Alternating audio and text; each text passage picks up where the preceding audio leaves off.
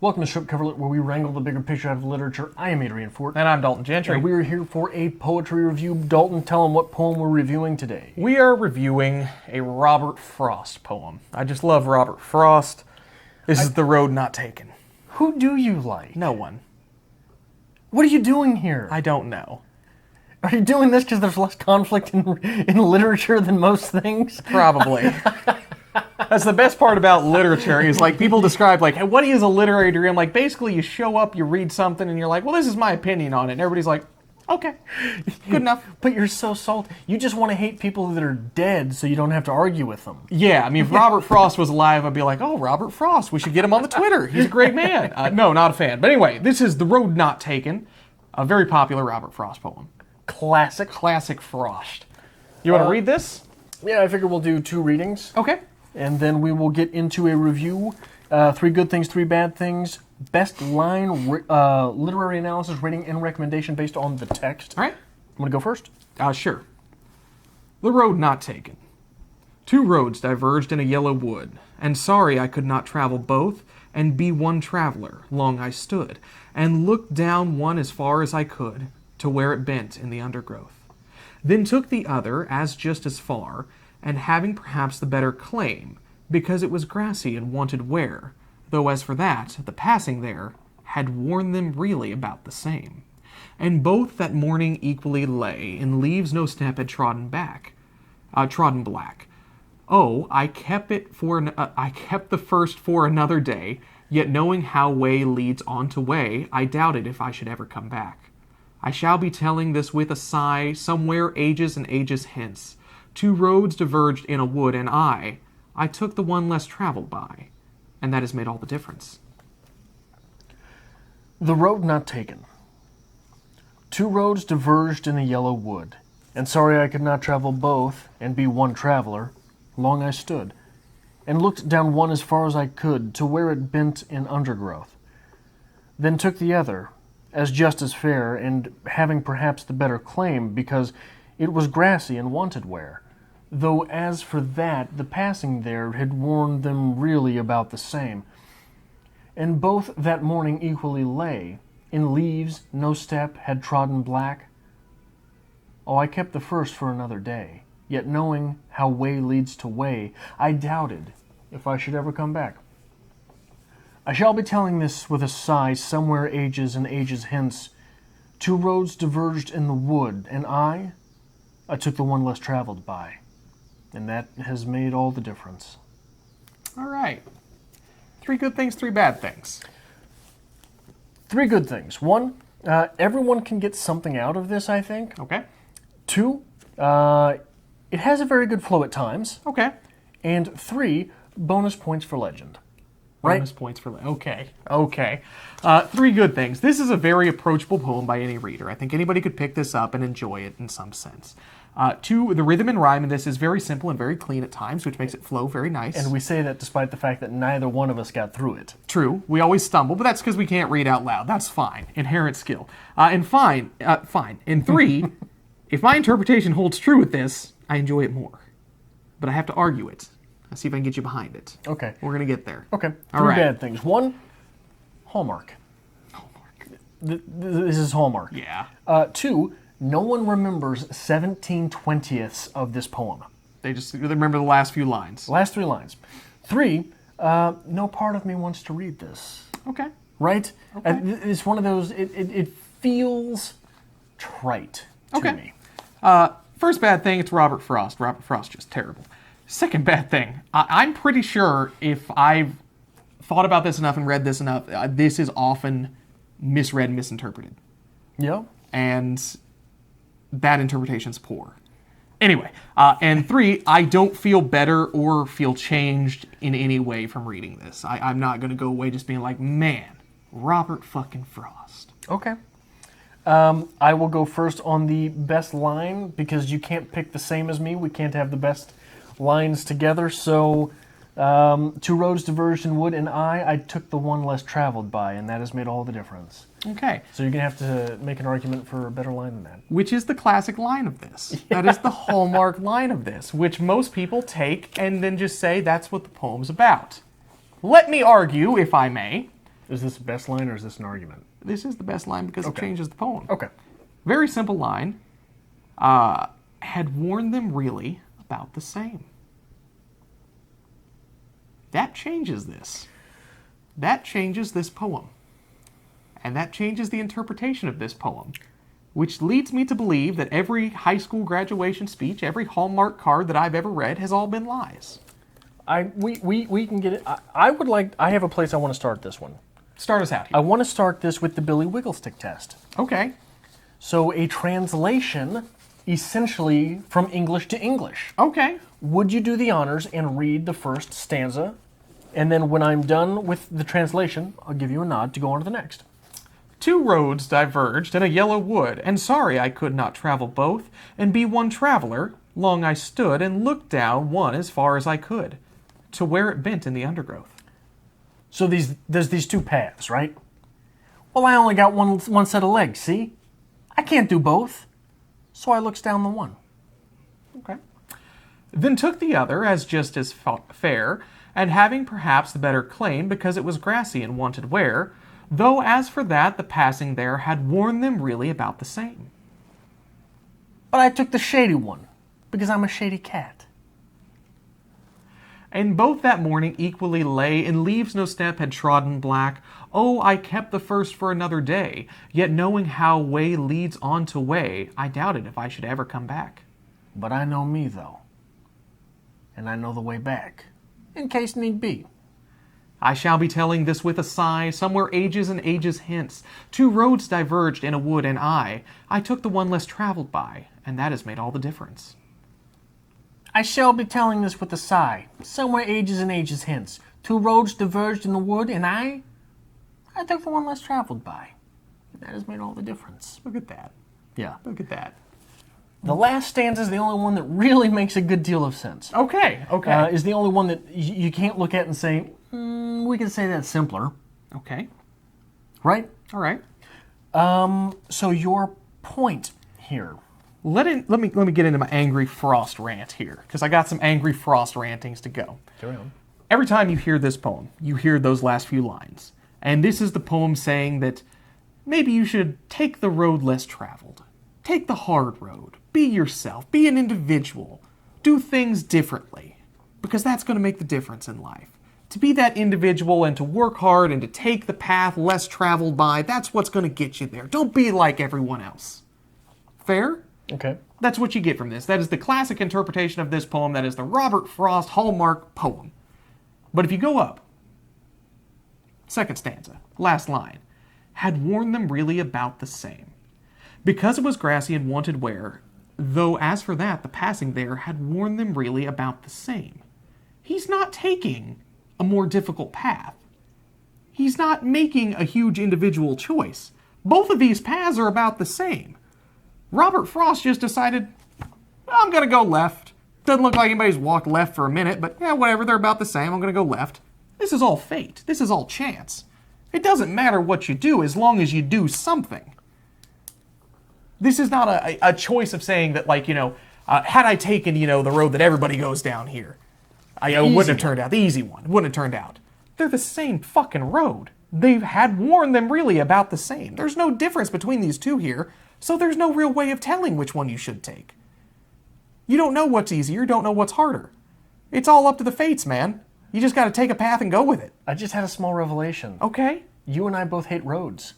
Everything about roads. The road, on the road, the road not taken. If there's something with road in it, we're going to tear it apart. I think you're wrong, however. Okay. I think the argument here is made that the path itself is just as worn, but we're pointing at other places that make things difficult. We're pointing at other things that are in the obstacle that make things more difficult. There is more grass. The undergrowth appears to be different. So take the easier road? No. The easier road, no. Take the other one. Because the walking's been done and you can succeed on this road. But it's not going to be as easy. There's going to be more obstacles in your path. Because it was grassy and wanted wear. Then took the other as just as fair, and having perhaps the better claim, there's no fucking difference. They're the same goddamn road. I think the observation is being made. 2 roads diverged in a yellow wood, and sorry I could not travel both. And be one traveler, long I stood, and looked down one as far as I could to see where it bent in the undergrowth. Then took the other just as fair. But there are more obstacles. It is just as fair. You know where they both go. Okay. It seems to be, the argument is made that even if you know where they both go, and they're both going to the same place, because you're going one destination. So you have to know. Frost is taking the easy road still, though.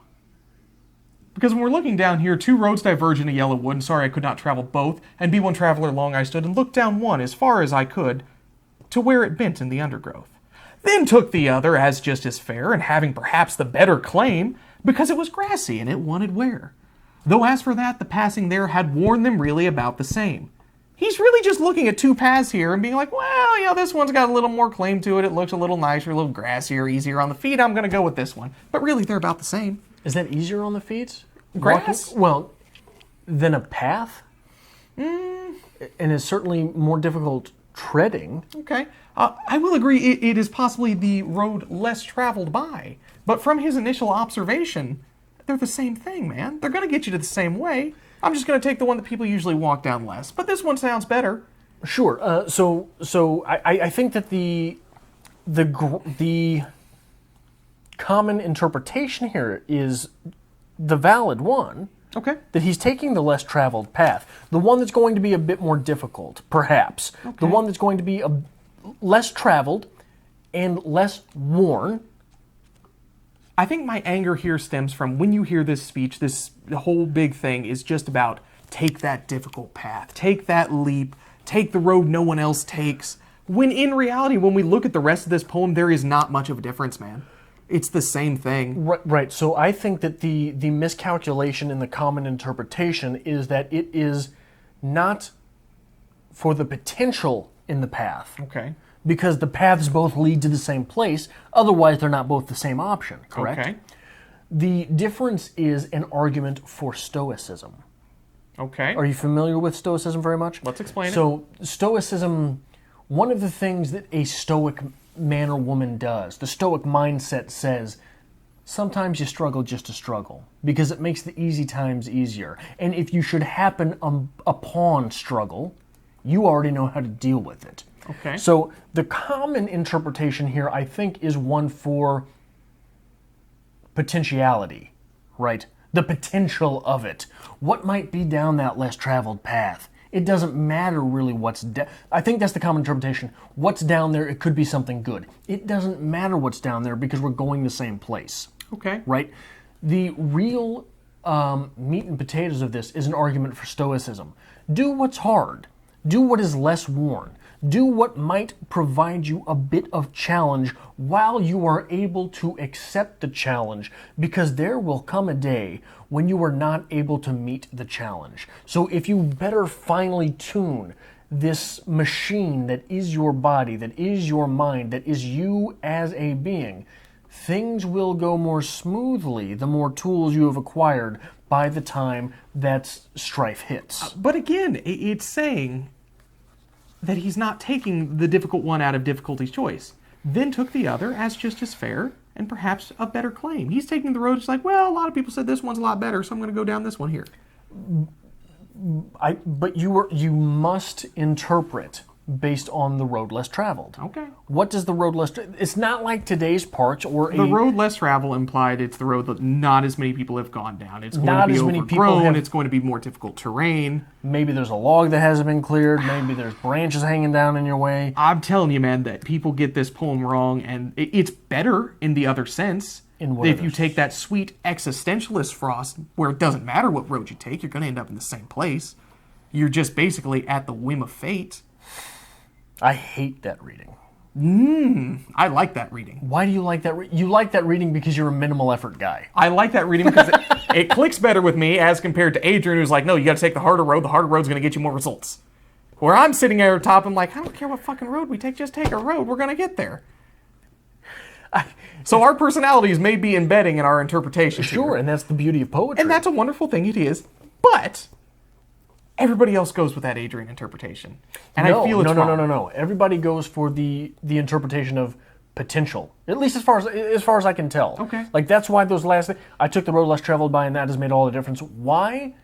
The reason you focus on those last 3 lines is because it invokes a sense of mystery, right? Who knows what's down that path? I might find a pot of gold? I don't know. But that's what we're talking about there. That is the common interpretation as far as I can tell. That is what makes it into Hallmark cards. The reason it makes it into Hallmark cards is the fact that it's speaking to mystery and potential. Okay. It is not... Stoicism does not make Hallmark cards. Let me tell you right now. Beat yourself up so no one else has to. Does not make it into a Hallmark card. Okay. I'm going to start sending you greeting cards in like that fashion, though. I think that Stoic greeting cards would be a great idea to go nowhere. Yeah. They'd be great for gag gifts. They would. But yeah, I think that the common interpretation is certainly closer to mine than yours. Okay. But I think that still it is missing the target from my interpretation. Okay. First and foremost, this video best be our biggest poetry video ever because I don't yell on camera often, and I feel good about it. But anyway, I'm done with my rant. Do you have any more frost you'd like to talk with this? It is interesting that our speaker is making an educated decision. Okay. It is not that he or she happened upon the more difficult path. Okay. He or she looks down the paths and decides. Okay. Right? I do a lot of outdoorsy stuff. I enjoy hiking. That's always been a thing. And I can agree with you, that's not something you often do. Normally when you come with 2 paths, honestly, the question is like, which fucking one do I take? Which one's the right one I'm supposed to be taking? Which I think what he would be trying to get at here, that interpretation. But it's very... I can't say I've ever just sat and like looked down one way, looked down the other way, and be like, well, let's make an educated guess here. Therefore, that's probably why I'm going to end up lost in the woods one day. That's fine. It is interesting to read this poem today because it comes across as more leisurely than it does necessity, right? 1916 is a different time. Right. This is a different time period. You're going somewhere with a path in the woods then. Yes. Today you're at the park. Yeah, you're walking because you're enjoying it. 90% of people, you are not choosing through necessity. So that's another little quirk here. Where's he going and why? Okay. If he's taking this harder route because he's going to the markets or because he's going to chop firewood or you know what I'm saying? Okay. You're compounding work on the way back. And there is a slight sense of urgency when you look at the time frame of this, because if you want to get this is in the fall. That's why we have the yellowed woods. Sometimes, man, you're out in the fall, it gets cold at night. So you don't want to take that wrong path, or otherwise you're going to be out in the cold, and that's never a fun evening for anyone. Right. And it also, so if you were looking at this as a life lesson poem, being fall makes things different, doesn't it? It does. What is the fall period of life? The fall is the decline. After the great spring, the summer, it's the harvest. That's where you're collecting things, but you're moving towards death. And in today's world, you're basically talking about retirement. Yeah, right? Okay. You're reaping the benefits you sowed. The benefits that you sowed. How often do you take the hard path then? Not often. This is not a springtime poem. No. This is not a summertime poem. And there is always in traditional literary sense, the spring is for the young, the summer is for the young, but once we move to the fall, that's the older person looking back on their life as opposed to the young man in the fall. You don't get a lot of young men in the fall. Right. So what does that say? Does that speak to a certain interpretation? It does. This is saying this is, in theory, an older person towards the decline of their life, maybe retirement age. I'm going to say 1916, decline of their life, choosing the harder path, choosing the path of the young man. So there is a bit to say there. This guy's got a bit of grit behind him. He's still bit of chutzpah, bit of oomph. Yeah. So, okay, that's all right. I can get behind that just a little bit. Do you have anything else you want to talk about with old Frost here? I don't. Yeah, me either. Forever. What do you rate this? I give this 83 lies out of 100. Okay, I give this 90 yellow woods out of 100 simply because you get bonus points for legend. You get extra credits when you've lived forever. Okay, right? When you're in the immortal poems of the English language, therefore you automatically get extra points. I assume that's in here. I'm going to piss you off with every single Frost review we do then. What is your recommendation? If you like Frost and you want a decent Frost, go with Stopping by the Woods on a Snowy Evening. I think that one's a little more tolerable than others. I think it's a very Daltonish poem. Okay, maybe that's why Daltonish. I like it. Daltonish. For me, To an Athlete Dying Young by A.E. Hausman. Okay. Which reads as such. To an Athlete Dying Young. The time you won your town the race, we cheered you through the marketplace. Man and boy stood cheering by, and home we brought you shoulder high. Today the road all runners come. Shoulders high we bring you home, and set you at your threshold down, townsman of a stiller town. Smart lad to slip bedtimes away from fields where the glory does not stay, and early through the laurel grows, it withers quicker than the rose. Eyes the shady night has shut cannot see the record cut, and silence sounds no worse than cheers after earth has stopped the ears. Now you will not swell the rout of lads that wore their honors out, runners whom renown outran and the name died before the man. So set before it echoes fade, and fleet foot on the sill of shade, and hold the low lintel up that still defended challenge cup. And round that early laureled head will flock to gaze the strengthless dead, and find unwitched on its curls the garland briefer than a girl's. I think that is a photo negative of this poem. Okay. But with similar themes. So if you'd like that, you'd like that. Yeah, I think All right. I think they are interesting to taste at the same time. All right. Well, if you like Robert Frost and reviews on Robert Frost, my sincere apologies, but make sure you hit the subscribe button down below because I have a feeling we're going to be doing some more Frost. I don't know that we'll get deep into Frost, but not only subscribe, but hit the like button because it really helps us out.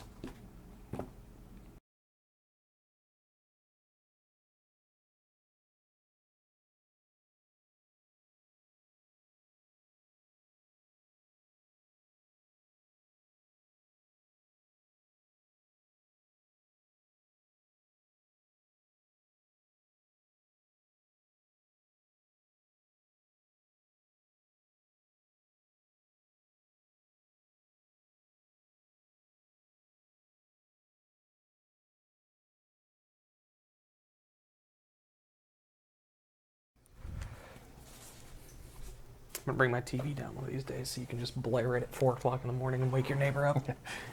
I don't know what he does because his TV will be going at 4 in the morning. Some people sleep with the TV on. Oh, I guess that's true. At that volume, I don't know. I don't know what the hell he's doing. Robert Frost.